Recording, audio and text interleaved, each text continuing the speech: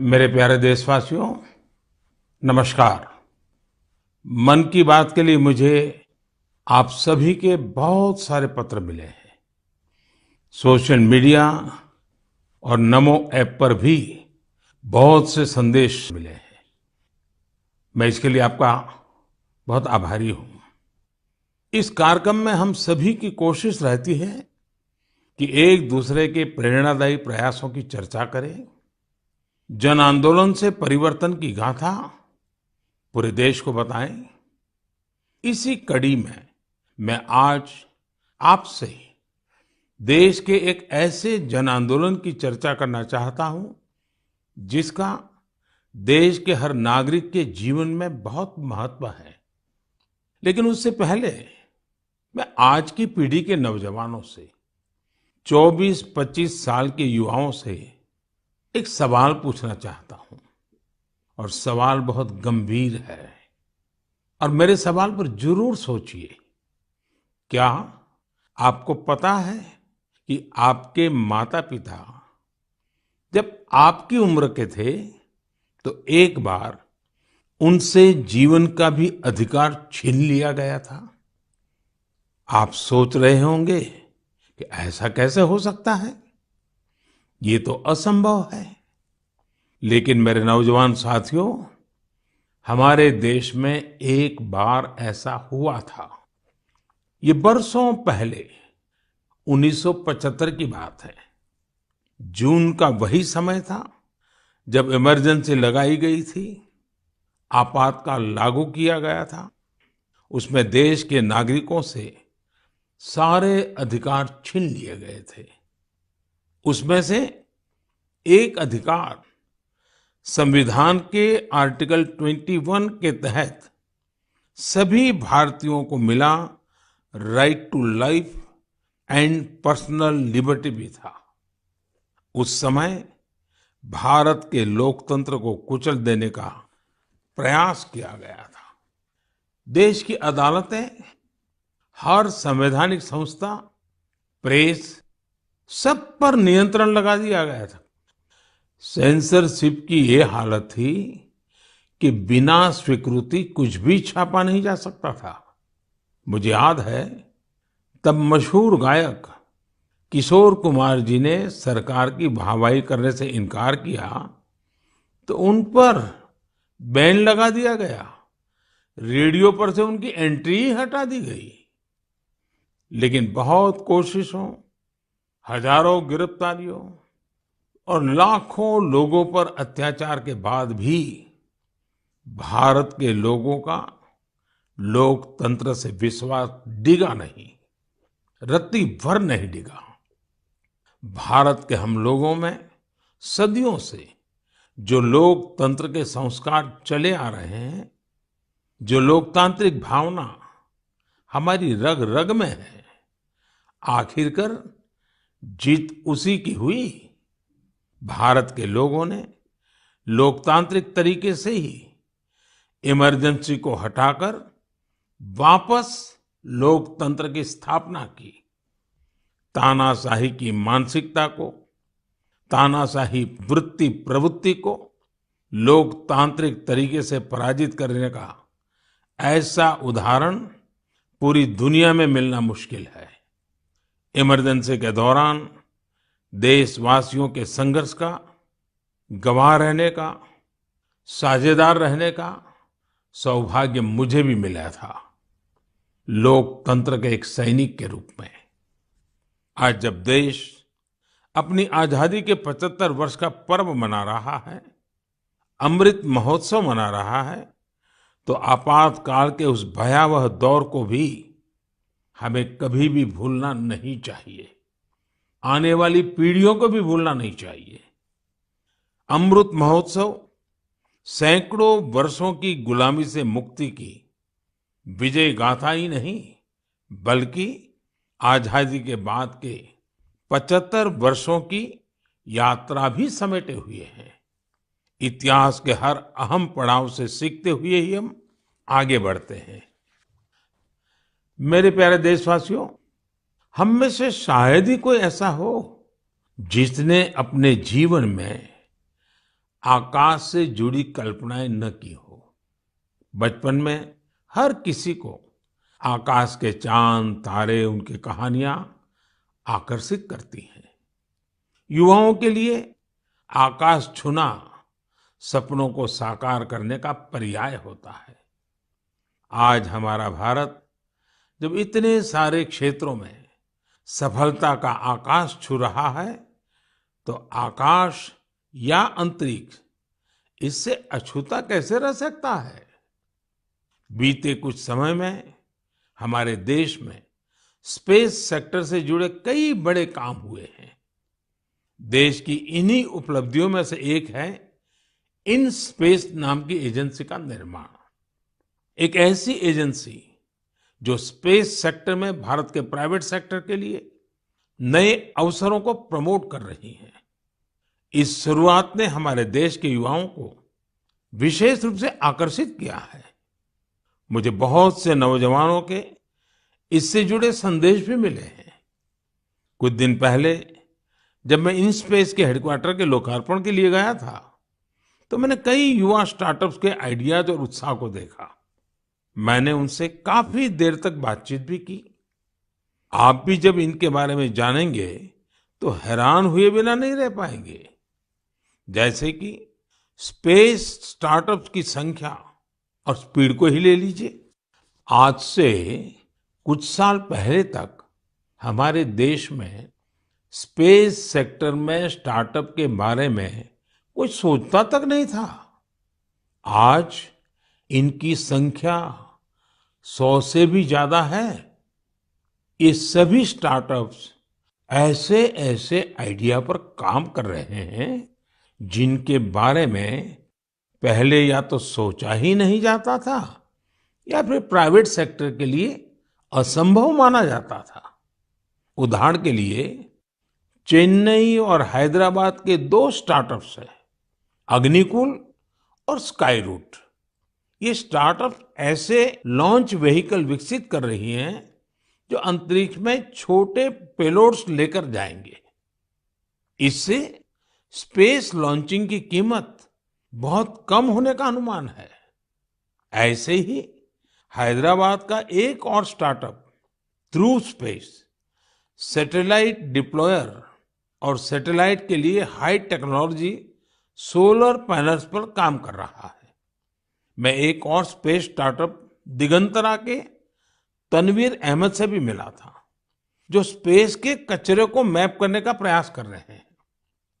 मैंने उन्हें एक चैलेंज भी दिया है कि वो ऐसी टेक्नोलॉजी पर काम करें जिससे स्पेस के कचरे का समाधान निकाला जा सके। दिगंतरा और ध्रुव स्पेस दोनों ही 30 जून को इसरो के लॉन्च व्हीकल से अपना पहला लॉन्च करने जा रहे हैं। इसी तरह बेंगलुरु के एक स्पेस स्टार्टअप एस्ट्रोम की फाउंडर नेहा भी एक कमाल के आइडिया पर काम कर रही है। ये स्टार्टअप ऐसे फ्लैट एंटीना बना रहा है जो न केवल छोटे होंगे बल्कि उनकी कॉस्ट भी काफी कम होगी। इस टेक्नोलॉजी की डिमांड पूरी दुनिया में हो सकती है।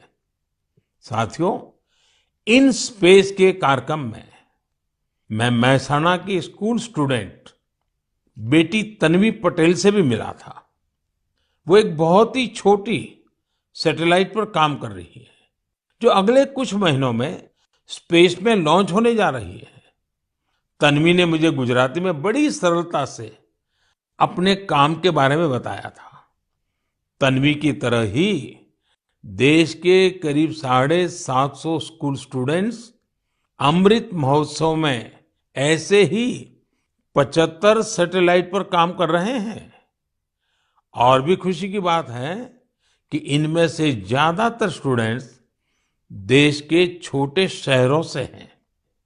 साथियों, ये वही युवा हैं जिनके मन में आज से कुछ साल पहले स्पेस सेक्टर की छवि किसी सीक्रेट मिशन जैसी होती थी, लेकिन देश ने स्पेस रिफॉर्म्स किए और वही युवा अब अपनी सैटेलाइट लॉन्च कर रहे हैं।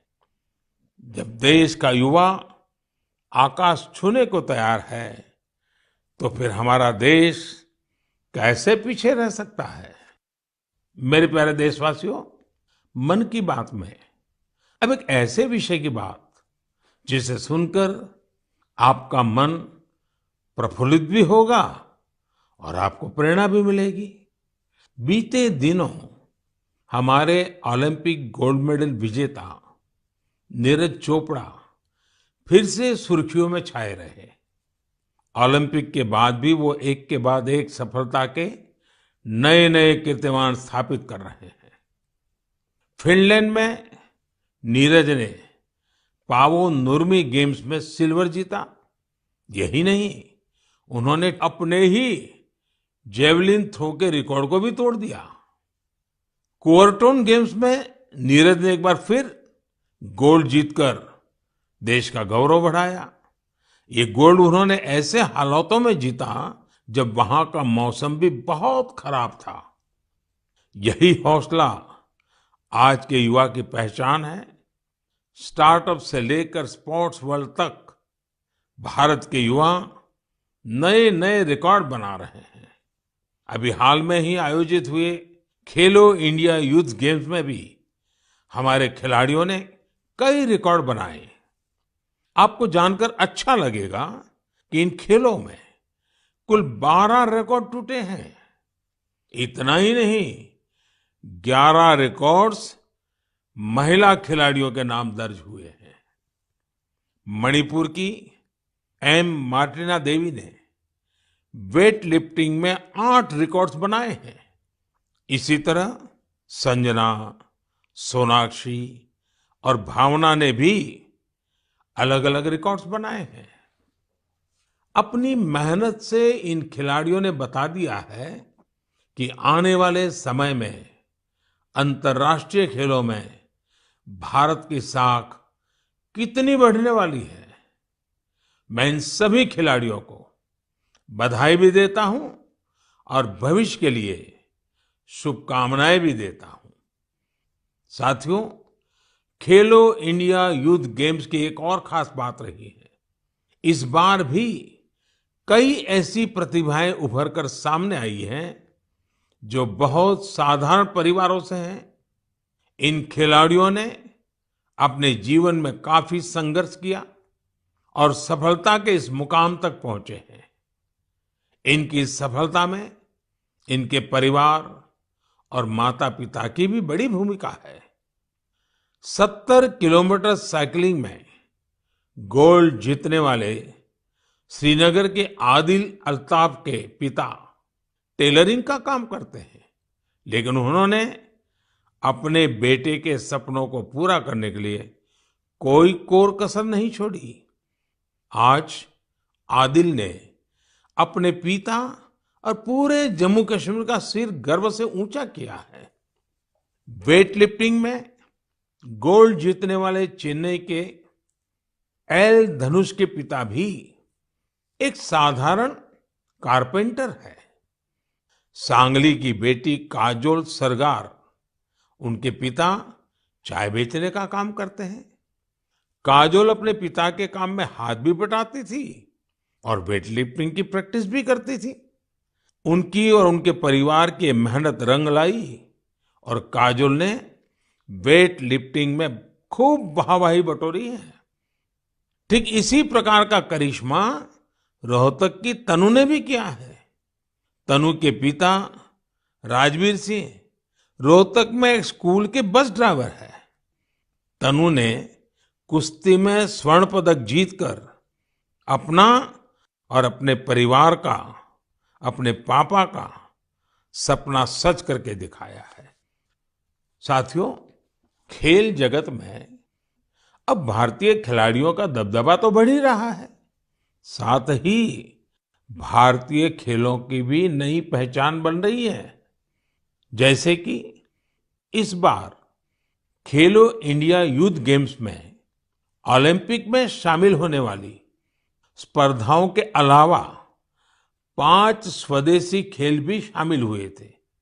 ये 5 खेल है गतका, थांग ता, योगासन, कलरियापट्टू और मलखम्ब। साथियों, भारत में एक ऐसे खेल का अंतर्राष्ट्रीय टूर्नामेंट होने जा रहा है जिस खेल का जन्म सदियों पहले हमारे ही देश में हुआ था, भारत में हुआ था। ये आयोजन है 28 जुलाई से शुरू हो रहे शतरंज ओलंपियाड का। इस बार शतरंज ओलंपियाड में 180 से भी ज्यादा देश हिस्सा ले रहे हैं। खेल और फिटनेस की हमारी आज की चर्चा एक और नाम के बिना पूरी नहीं हो सकती। ये नाम है तेलंगाना की माउंटेनियर पूर्णा मालावत का। पूर्णा ने 7 समिट्स चैलेंज को पूरा कर कामयाबी का एक और परचम लहराया है। 7 समिट्स चैलेंज यानी दुनिया की 7 सबसे कठिन और ऊंची पहाड़ियों पर चढ़ने की चुनौती। पूर्णा ने अपने बुलंद हौसलों के साथ नॉर्थ अमेरिका की सबसे ऊंची चोटी माउंट देनाली की चढ़ाई पूरी कर देश को गौरवान्वित किया है।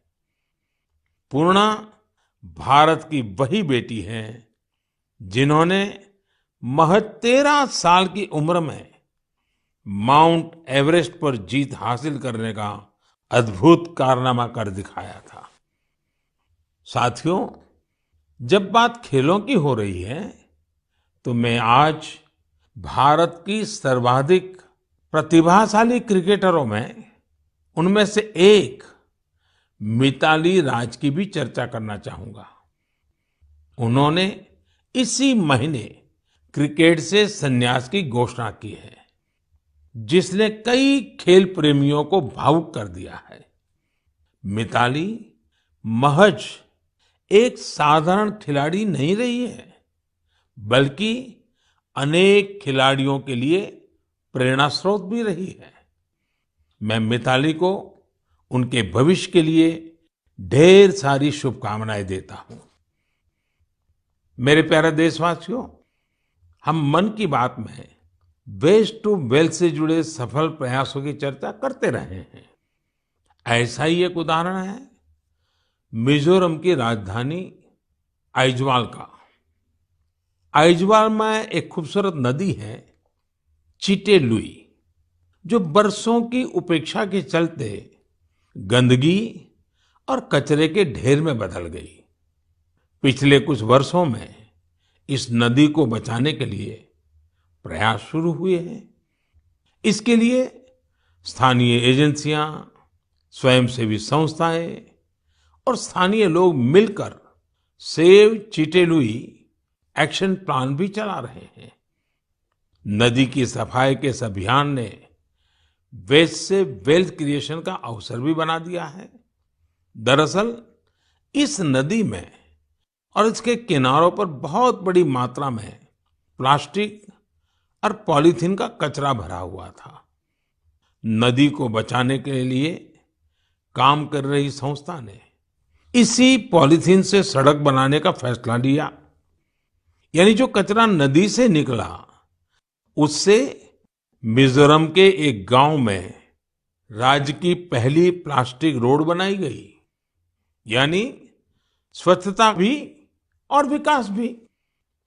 साथियों, ऐसा ही एक प्रयास पुडुचेरी के युवाओं ने भी अपनी स्वयंसेवी संस्थाओं के जरिए शुरू किया है।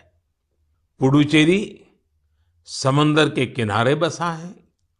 वहां के बीचेज और समुद्री खूबसूरती देखने बड़ी संख्या में लोग आते हैं। लेकिन पुडुचेरी के समंदर तट पर भी प्लास्टिक से होने वाली गंदगी बढ़ रही थी। इसलिए अपने समंदर बीचेस और इकोलॉजी को बचाने के लिए यहाँ लोगों ने रिसाइकलिंग फॉर लाइफ अभियान शुरू किया है। आज पुडुचेरी के कराईकल में हजारों किलो कचरा हर दिन कलेक्ट किया जाता है और उसे सेग्रीगेट किया जाता है। इसमें जो ऑर्गेनिक कचरा होता है उससे खाद बनाई जाती है। बाकी दूसरी चीजों को अलग करके रिसाइकल कर लिया जाता है। इस तरह के प्रयास प्रेरणादायी तो है ही, सिंगल यूज प्लास्टिक के खिलाफ भारत के अभियान को भी गति देते हैं। साथियों, इस समय जब मैं आपसे बात कर रहा हूं तो हिमाचल प्रदेश में एक अनोखी साइकिलिंग रैली भी चल रही है। मैं इस बारे में भी आपको बताना चाहता हूं। स्वच्छता का संदेश लेकर साइकिल सवारों का एक समूह शिमला से मंडी तक निकला है। पहाड़ी रास्तों पर करीब 250 किलोमीटर की ये दूरी ये लोग साइकिल चलाते हुए ही पूरी करेंगे। इस समूह में बच्चे भी और बुजुर्ग भी हैं।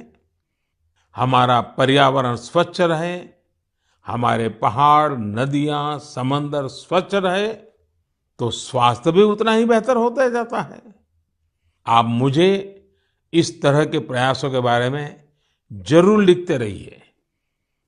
मेरे प्यारे देशवासियों, हमारे देश में मानसून का लगातार विस्तार हो रहा है। अनेक राज्यों में बारिश बढ़ रही है। ये समय जल और जल संरक्षण की दिशा में विशेष प्रयास करने का भी है। हमारे देश में तो सदियों से ये जिम्मेदारी समाज ही मिलकर उठाता रहा है। आपको याद होगा, मन की बात में हमने एक बार स्टेप वेल्स यानी बावड़ियों की विरासत पर चर्चा की थी। बावड़ी उन बड़े कुओं को कहते हैं जिन तक सीढ़ियों से उतरकर पहुंचते हैं। राजस्थान के उदयपुर में ऐसी ही सैकड़ों साल पुरानी एक बावड़ी है, सुल्तान की बावड़ी। इसे राव सुल्तान सिंह ने बनवाया था, लेकिन उपेक्षा के कारण धीरे धीरे ये जगह वीरान होती गई और कूड़े कचरे के ढेर में तब्दील हो गई है। एक दिन कुछ युवा ऐसे ही घूमते हुए इस बावड़ी तक पहुंचे और इसकी स्थिति देखकर बहुत दुखी हुए। इन युवाओं ने उसी क्षण सुल्तान की बावड़ी की तस्वीर और तकदीर बदलने का संकल्प लिया। उन्होंने अपने इस मिशन को नाम दिया सुल्तान से सूरतान। आप सोच रहे होंगे कि ये सूरतान क्या है। दरअसल अपने प्रयासों से इन युवाओं ने ना सिर्फ बावड़ी का कायाकल्प किया, बल्कि इसे संगीत के सुर और तान से भी जोड़ दिया है। सुल्तान की बावड़ी की सफाई के बाद, उसे सजाने के बाद वहां सुर और संगीत का कार्यक्रम होता है। इस बदलाव की इतनी चर्चा है कि विदेश से भी कई लोग इसे देखने आने लगे हैं। इस सफल प्रयास की सबसे खास बात यह है कि अभियान शुरू करने वाले युवा चार्टर्ड अकाउंटेंट्स हैं।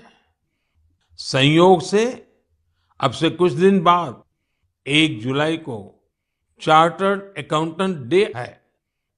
मैं देश के सभी सीएस को अग्रिम बधाई देता हूं।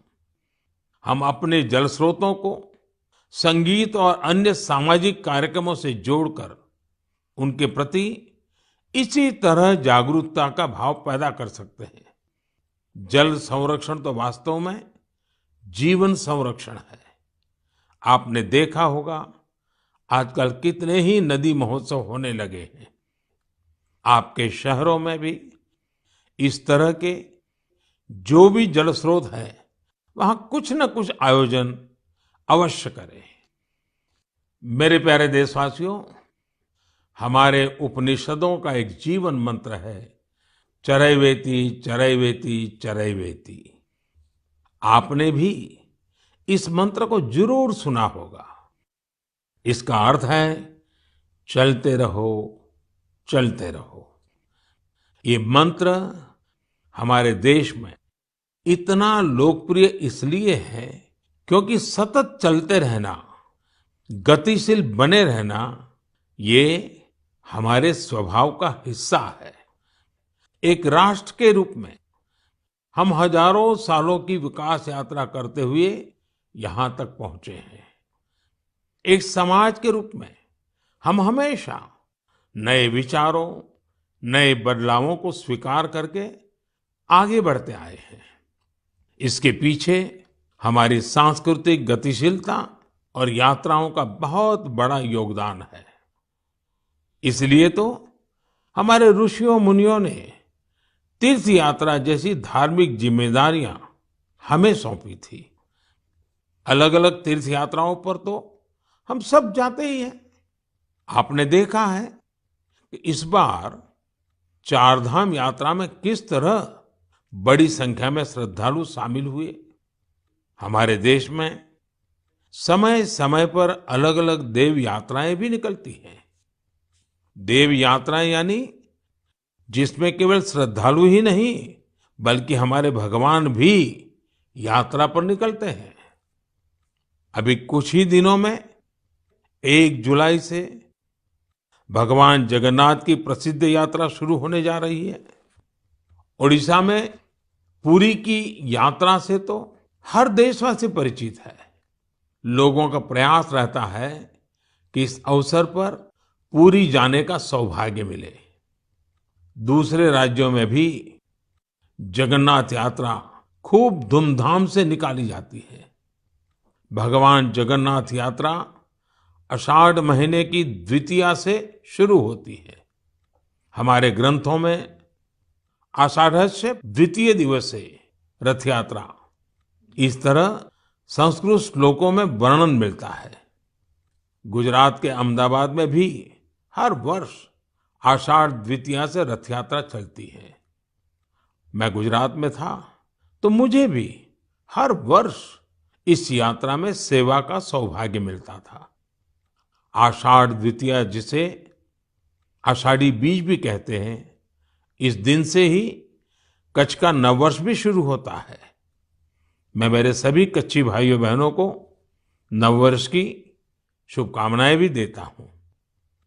मेरे लिए इसलिए भी ये दिन बहुत खास है।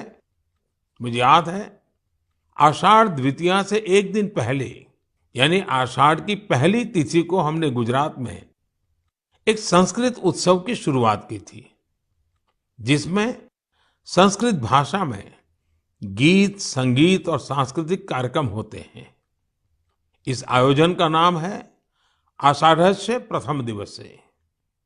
उत्सव को ये खास नाम देने के पीछे भी एक वजह है।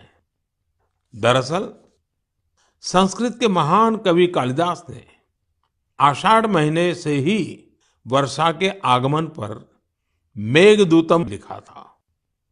मेघदूतम में एक श्लोक है, आषाढ़स्य प्रथम दिवसे मेघम आश्लिष्ट सानुम, यानी आषाढ़ के पहले दिन पर्वत शिखरों से लिपटे हुए बादल। यही श्लोक इस आयोजन का आधार बना। साथियों, अहमदाबाद हो या पुरी, भगवान जगन्नाथ अपनी इस यात्रा के जरिए हमें कई गहरे मानवीय संदेश भी देते हैं।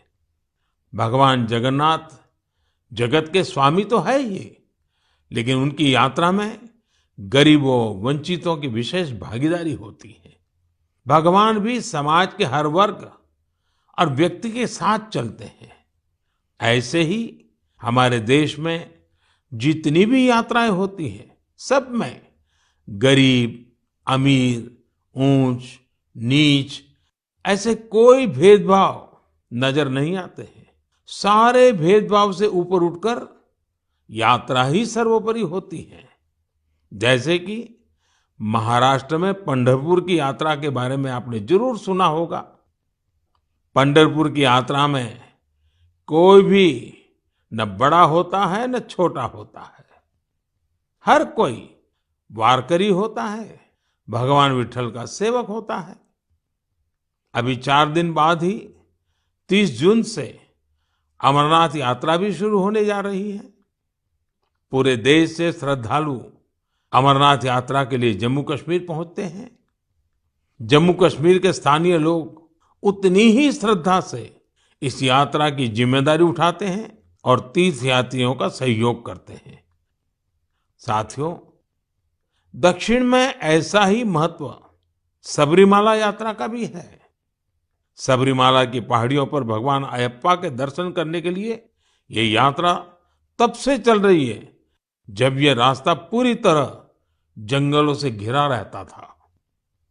आज भी लोग जब इन यात्राओं में जाते हैं तो उसे धार्मिक अनुष्ठानों से लेकर रुकने ठहरने की व्यवस्था तक गरीबों के लिए कितने अवसर पैदा होते हैं। यानी ये यात्राएं प्रत्यक्ष रूप से हमें गरीबों की सेवा का अवसर देती हैं और गरीब के लिए उतनी ही हितकारी होती हैं।